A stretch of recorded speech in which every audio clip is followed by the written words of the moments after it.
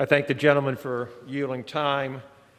Madam Speaker, I've heard that President Trump radicalized the group the rioters who stormed this Capitol, and I would say that we need to look no further than ourselves to find out what happened and to look at history. Americans were frustrated when they learned that the FBI was investigating the Trump campaign. They were frustrated to learn that the Obama administration and the DNC had created this false campaign against the Trump administration. They were frustrated, Madam Speaker, when the inauguration of the president was boycotted by over 40 Democrat members of this House. They were frustrated to read in the Washington Post the day after the inauguration, "Let the impeachment begin." They were frustrated when members of this House spoke over and over about impeaching the president days into his administration. And then the socialists in Hollywood joined their allies in Congress.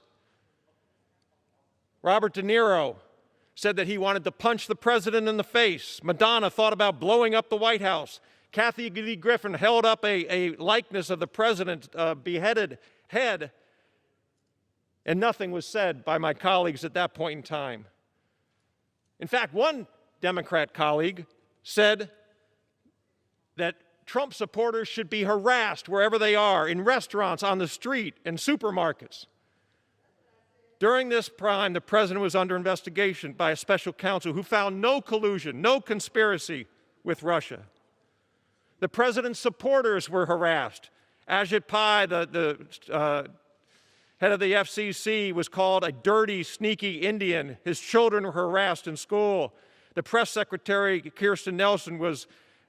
press secretary, Sarah Sanders, was kicked out of a restaurant for being a Trump employee. The DHS secretary, Kirstjen Nielsen, harassed at her home. Trump donors were publicly... Gentleman's time has expired. I'm sorry you couldn't hear me. The mic wasn't on. The gentleman from Ohio.